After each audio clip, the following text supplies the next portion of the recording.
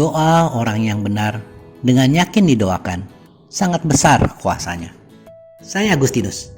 Selamat datang pada channel Touching Heavens, tempat kita mengenal dan belajar kebenaran firman Tuhan dalam Alkitab. Karena Alkitab membimbing hidup kepada Kristus. Mohon like dan subscribe untuk membantu channel ini bertumbuh dan firman Tuhan semakin diwartakan. Pada kesempatan hari ini, kita membahas perihal doa. Lebih khususnya kunci agar doa terkabul. Mungkin Anda dalam masalah, atau pergumulan, atau tantangan yang berat.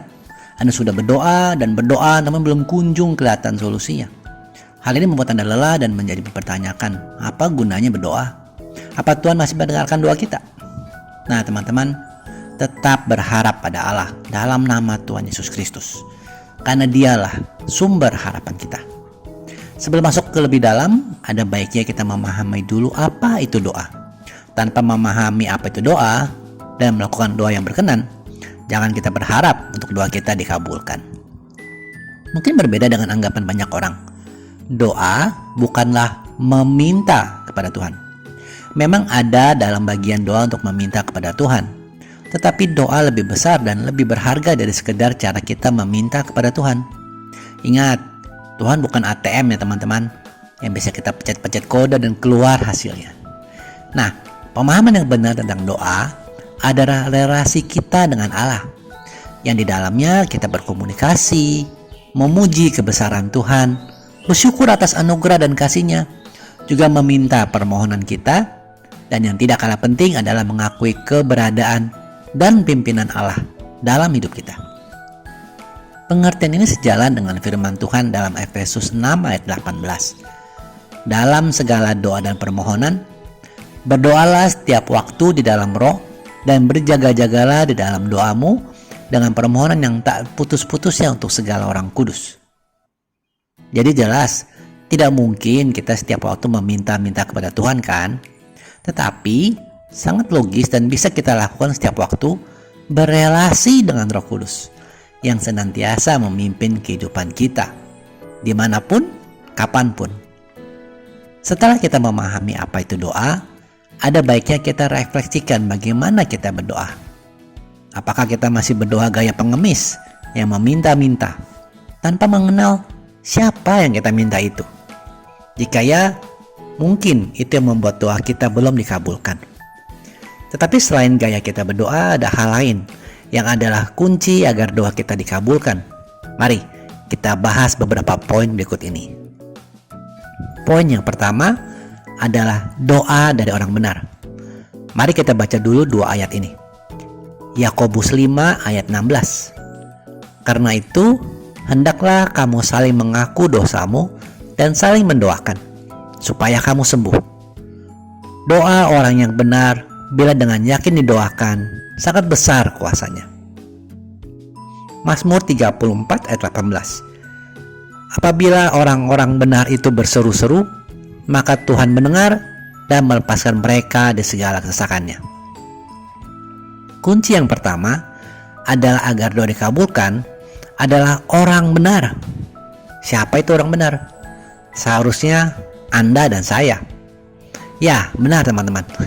Orang benar adalah mereka yang berada atau hidup di dalam Kristus, seperti tertulis dalam 1 Korintus 1 ayat 30.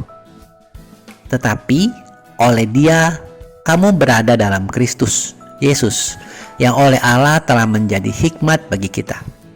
Ia membenarkan dan menguduskan dan menebus kita. Hal ini berarti seharusnya tidak ada dendam, iri hati, benci, apalagi dosa-dosa langganan dalam hidup kita. Memang tidak mudah teman-teman, tapi inilah tujuan dan pergumulan hidup kita. Jadi kunci yang pertama adalah doa yang perlu dilandasi dengan pertobatan. Dalam memulai doa, kita mohon ampun dan niatan hati untuk bertobat. Ayat berikut ini juga mengingatkan kita untuk tinggal dalam Kristus, dan firman Kristus tinggal dalam kita. Yohanes 15 ayat 7. Jikalau kamu tinggal di dalam aku, dan firman-Ku tinggal di dalam kamu, mintalah apa saja yang kamu kehendaki, dan kamu akan menerimanya. Kita lanjut poin yang kedua, adalah doa yang tulus. Mari kita baca 1 Petrus 1 ayat 7. Maksud semuanya itu ialah untuk membuktikan kemurnian imanmu. Teman-teman, coba jujur. Mengapa Anda berdoa? Apakah karena rutinitas? Atau malah karena disuruh? Atau doa itu menjadi show, pertunjukan untuk dilihat oleh orang lain bahwa betapa salehnya kita? Juga yang tidak kalah penting, kita menanyakan pada diri kita sendiri, apa motivasi doa kita? Ketika nanti doa dikabulkan, apa yang akan kita lakukan? Untuk kebaikan kita? Untuk kebaikan orang lain? Atau malah memuaskan keinginan daging kita? Atau dengan kata lain, pride, kesombongan? Teman-teman, renungkan kembali hal-hal di atas. Dan minta pimpinan Roh Kudus untuk memurnikan doa kita. Di saat kita terus berdoa untuk kepentingan, untuk kebaikan orang lain, maka Tuhan akan mengabulkannya. Poin yang ketiga adalah doa di waktu yang khusus. Bayangkan betapa senangnya saat Anda mendapat perlakuan spesial khusus untukmu. Misalkan nggak perlu antri atau dapat hadiah eksklusif. Nah, hal ini yang seharusnya kita lakukan juga untuk pasangan kita, eksklusif, spesial. Lebih lagi, harusnya waktu kita bersama Tuhan, bukan sisa-sisa waktu, bukan sambil-sambil, tetapi seperti teladan Tuhan Yesus yang mengkhususkan waktu untuk berdoa. Bisa kita baca di Markus 1 ayat 35. Pagi-pagi benar, waktu hari masih gelap, ia bangun dan pergi keluar. Ia pergi ke tempat yang sunyi dan berdoa di sana. Juga di Matius 14 ayat 23. Dan setelah orang banyak itu disuruhnya pulang, Yesus naik ke atas bukit untuk berdoa seorang diri.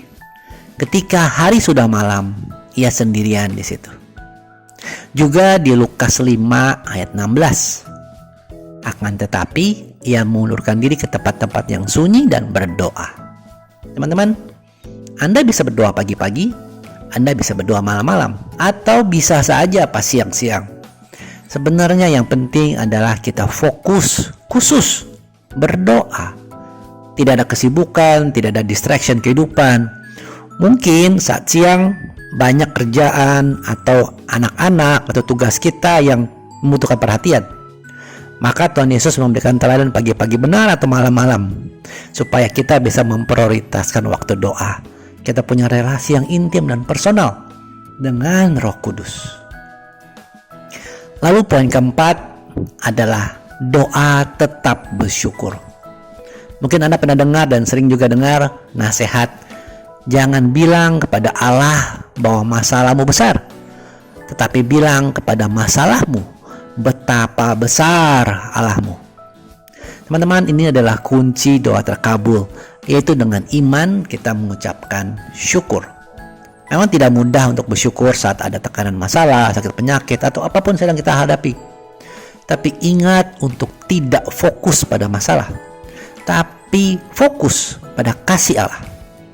Pasti Anda bisa bersyukur, karena kasih Allah telah Anda terima, sedang Anda terima, dan akan Anda terima.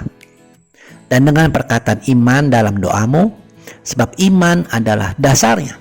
Mari kita baca Ibrani 11 ayat 1. Iman adalah dasar dari segala sesuatu yang kita harapkan dan bukti dari segala sesuatu yang tidak kita lihat. Teman-teman, lakukanlah kunci-kunci tadi, maka doamu akan terkabul. Sebagai bonus, ada dua hal yang baik kita ketahui perihal doa juga. Yang pertama adalah mungkin Anda merasa bosan atau lelah untuk berdoa, atau mungkin Anda begitu marahnya atau begitu sedihnya untuk tidak bisa berkata-kata lagi dalam doa. Tapi Anda bisa berdoa dalam pujian dan penyembahan. Pasang lagu rohani, nyanyikan lagu pujian atau sembah Tuhan. Nggak apa-apa menyembah Tuhan hanya dengan humming gitu ya, nggak apa-apa, atau dengan bahasa roh. Karena ingat, doa adalah relasi. Bagaimanapun Tuhan melihat hati kita dan Dia menginginkan waktu bersama kita. Dan hal yang terakhir adalah yang harus kita hindari dalam hal berdoa, yaitu doa yang memaksa atau malah mengancam Tuhan. Teman-teman, Allah kita adalah Allah yang maha kuasa, Allah yang maha besar. Siapakah kita memaksa dan mengancam Allah? Jadi dalam doa, serahkanlah khawatirmu kepada Tuhan, ucapkan syukur dan tumbuhkan iman. Sebagai penutup kita baca Mazmur 55 ayat 23. Serahkanlah khawatirmu kepada Tuhan, maka Ia akan memelihara engkau. Tidak untuk selama-lamanya, dibiarkannya orang benar itu goyah. Terima kasih sudah menyaksikan. Sampai bertemu pada video Kenal Alkitab Rabu depan. Kasih karunia Tuhan Yesus Kristus menyertai Anda semua. Amin.